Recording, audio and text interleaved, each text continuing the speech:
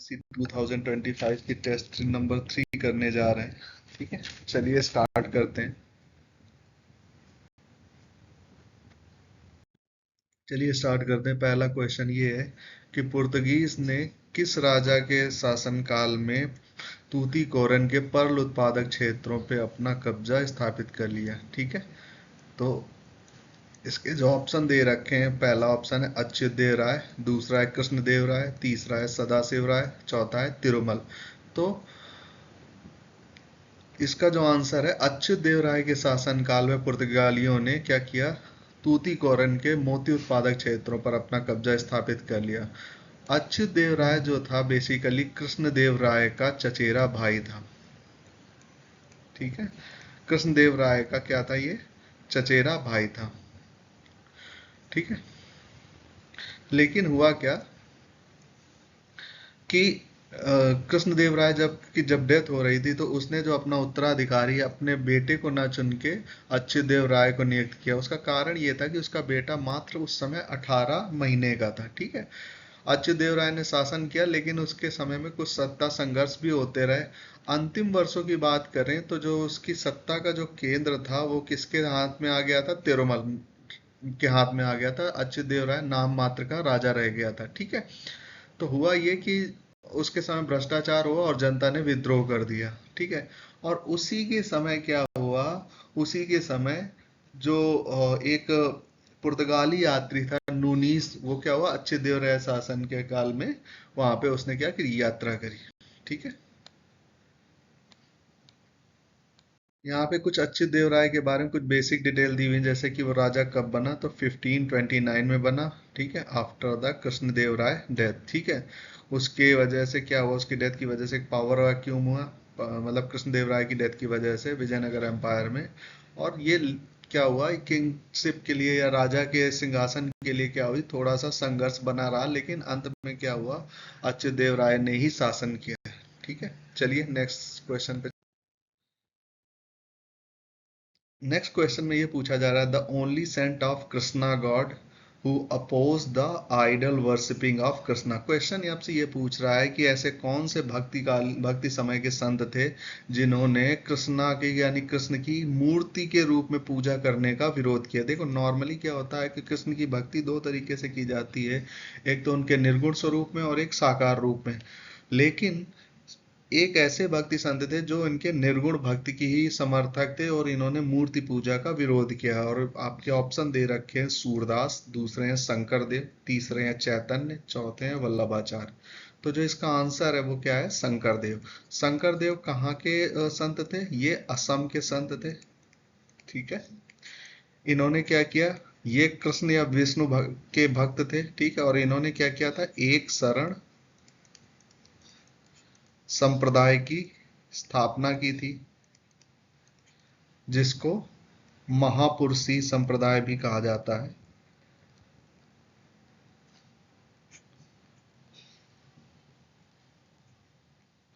ये मूर्ति पूजा, कृष्ण के मूर्ति पूजा के खिलाफ थे। ठीक है, आगे चलते हैं।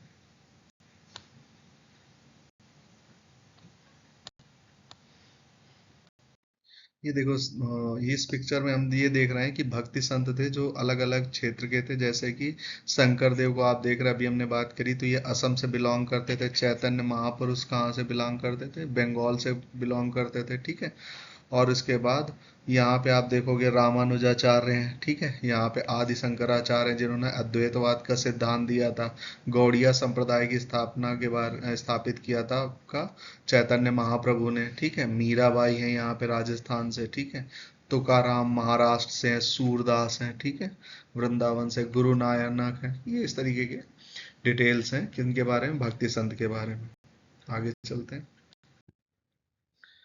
देखिए, अब आपसे क्वेश्चन पूछ रहा है कि who represented India at the 80th victory day celebration in Russia. ठीक है, तो इसके जो ऑप्शन दे रखे हैं, पहला है ज्योतिराज सिंधिया ने अटेंड किया था क्या, धर्मेंद्र प्रधान ने अटेंड किया था क्या, या अश्विनी अश्विनी वैष्णव ने किया था, या संजय सेठ ने किया था।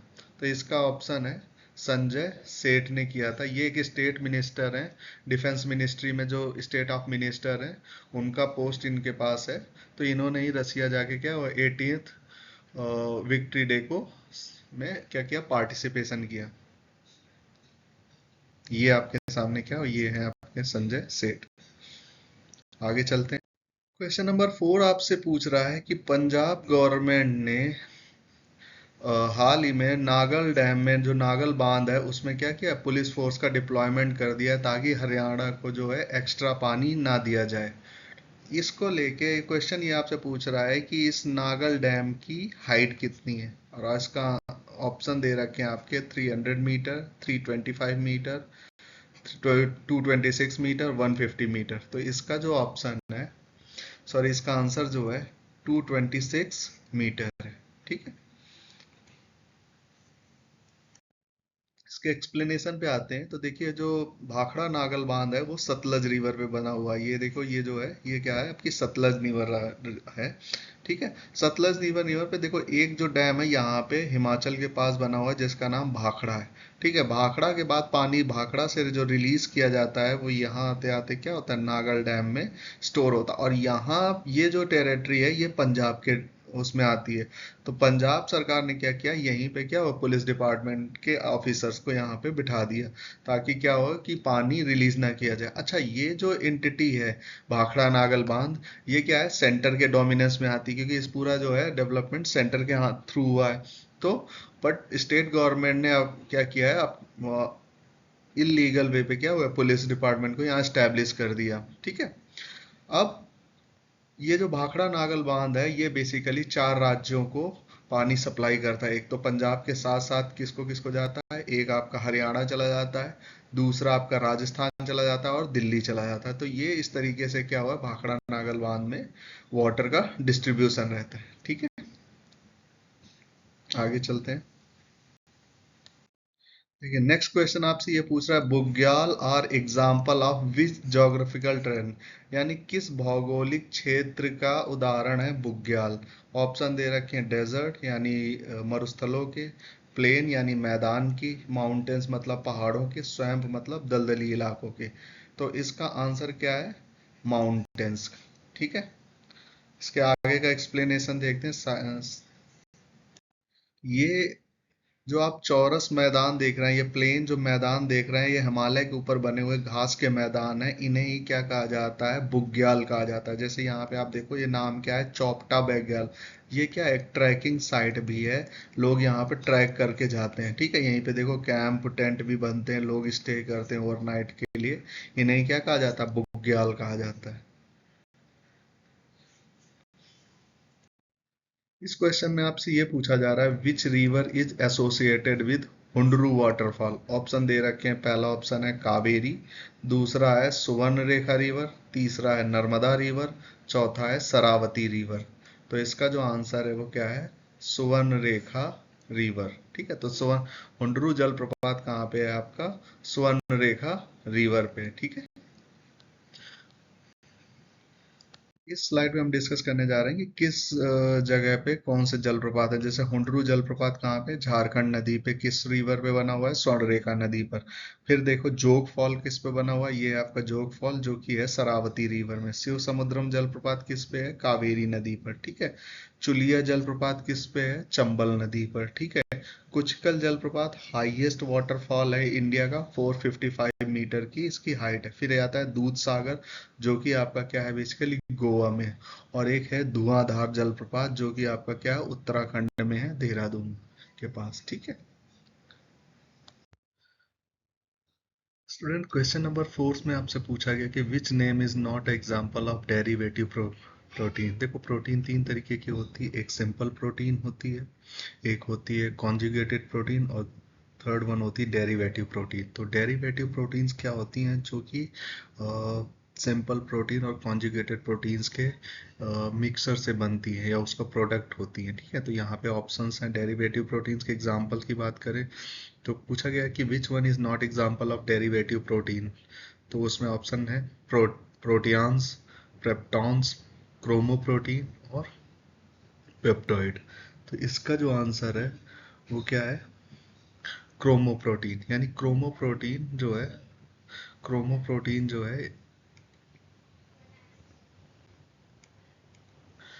Chromoprotein is not example of derivative protein. Other three जैसे proteoses, peptones and peptoid are the example of derivative proteins की। बट ये किसका है? ये कॉन्जुगेटेड प्रोटीन्स का, यानी संयुग्मी प्रोटीन्स का एग्जाम्पल है। ये व्युत्पन्न प्रोटीन है, हिंदी में इनको व्युत्पन्न प्रोटीन बोलते हैं। वैसे डेरिवेटिव और कॉन्जुगेटेड प्रोटीन का एग्जाम्पल है क्रोमोप्रोटीन, यानी ये संयुग्मी प्रोटीन। तो ये जो है एग्जाम्पल किसका है?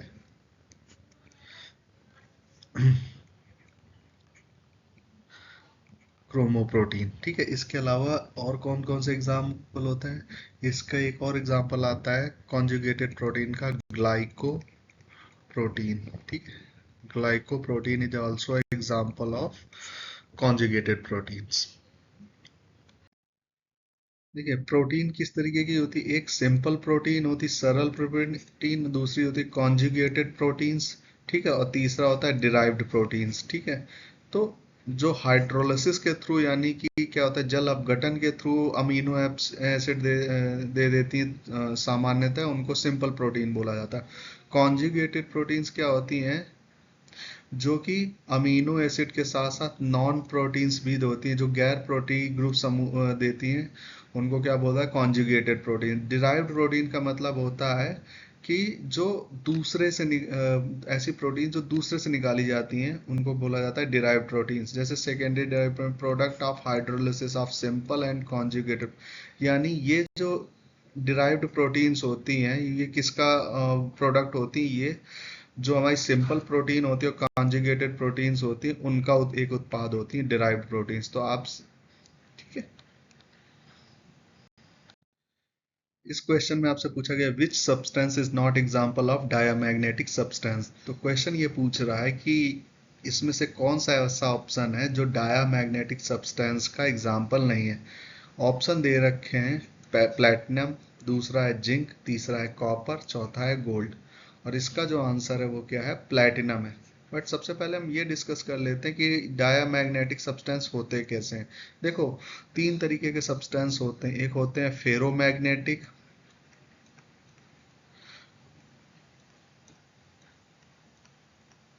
दूसरे होते हैं डायामैग्नेटिक, तीसरे होते हैं पैरामैग्नेटिक।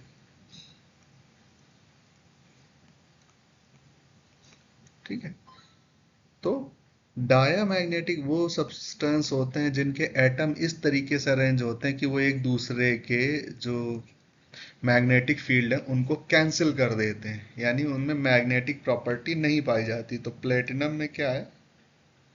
मैग्नेटिक प्रॉपर्टी नहीं पाई जाती। लेकिन पैरामैग्नेटिक वो सब्सटेंस होते हैं जिनके एटम कुछ इस तरीके से अरेंज होते हैं कि उनमें मैग्नेटिक जो फील्ड होती है वो पैरेलल होती है। इसमें क्या होता है? स्लाइट मैग्नेटिज्म पाया जाता है।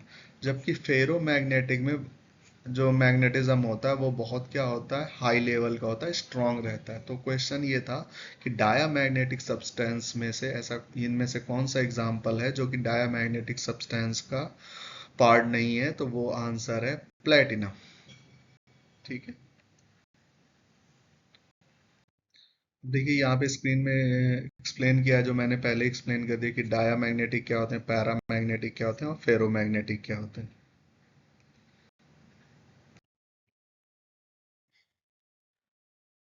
स्टूडेंट, इस क्वेश्चन में आपसे पूछा गया choose the right chemical name of marble. Marble का राइट केमिकल नेम क्या होगा? ऑप्शन दे रखा है कैल्शियम कार्बोनेट, दूसरा है कैल्शियम ऑक्साइड, तीसरा है कैल्शियम हाइड्रोक्साइड, फोर्थ है नन ऑफ द अबव। तो जो इसका आंसर है वो क्या है? Calcium carbonate. ठीक है, आगे चलते हैं। देखिए, ये स्लाइड है, इसमें कुछ नाम दिए गए हैं और उनके केमिकल कंपाउंड और केमिकल फॉर्मूले दिए गए हैं। जैसे कि फर्स्ट है बेकिंग पाउडर, उसमें क्या दिया गया है? इसका केमिकल कंपाउंड का नाम क्या है? सोडियम बाइकार्बोनेट, और इसका जो फॉर्मूला है NaHCO3 है। दूसरा है ब्लीचिंग पाउडर, जिसका है कैल्शियम ऑक्सीक्लोराइड, जिसका फार्मूला है CaOCl2। ठीक है, ब्लू विट्रॉल, जिसे कॉपर सल्फेट भी बोलते हैं, हिंदी में इसको नीला तोता भी बोलते हैं। क्या बोलते हैं? नीला थोथा। ये हम लोग, मुझे भी एग्जैक्टली ये है कि ये ऐसा हिंदी में लिखा रहता है। कॉपर सल्फेट जिसका फार्मूला होता है CuSO4 5S2O, ठीक है। इसके बाद क्लोरोफॉर्म की बात कर लेते हैं, तो क्या है, ट्राई क्लोरोमीथेन CHCl3 है, ठीक है, CHCl3, ठीक है। लाफिंग गैस की बात करें तो नाइट्रस ऑक्साइड N2O, ठीक है। मैग्नीशिया, जिसका मैग्नीशियम ऑक्साइड, इसको MgO भी बोलते हैं, मोहर सॉल्ट, तो इसका क्या है, FeSO4 NH4 का ब्रैकेट 2SO4 6S2, इसका फॉर्मूला है, ठीक है। इसके बाद जैसे शुगर है, जैसे सुक्रोज है, C12H22O11, ठीक है। इसके बाद विनेगर जो कि एसिटिक एसिड होता है, इसका फॉर्मूला होता है CH3COOH। तो ये कुछ नाम उनके केमिकल कंपाउंड एंड फॉर्मूले। इस क्वेश्चन में आपसे ये पूछा गया है कि which state has secured first position in implementing of प्रधानमंत्री formalisation of micro food processing industries scheme, मतलब FMFME PM FME किस स्टेट ने प्रथम स्थान को एक्वायर किया है। तो ऑप्शन दे रखे हैं, उत्तर प्रदेश, दूसरा है तमिलनाडु, तीसरा है झारखंड, चौथा है बिहार। तो इसका जो आंसर है वो क्या है, बिहार ने क्या किया है, PMFME स्कीम में फर्स्ट पोजीशन एक्वायर की है, ठीक है।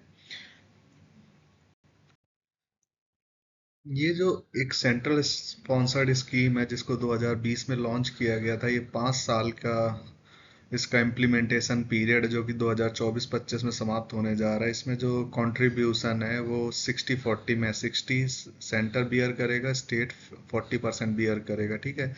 इसका ऑब्जेक्टिव ये है कि जो माइक्रो यूनिट है उनको फॉर्मलाइज करना, प्लस उनको फाइनेंशियल असिस्टेंस प्रोवाइड कराना। तो स्टूडेंट्स, ये आज के क्वेश्चंस थे। आई होप कि आपको ये सब अच्छे लगे होंगे। अगर आपको इस टेस्ट सीरीज के रिगार्डिंग कोई फीडबैक है, कोई कमेंट है, तो ज़रूर करिए। प्लस आप इसको लाइक करिए, सब्सक्राइब करिए, और इसे कैसे बेहतर बना सकते हैं उसके बारे में अगर आपके कोई सजेशन है तो मोस्ट वेलकम। Thank you.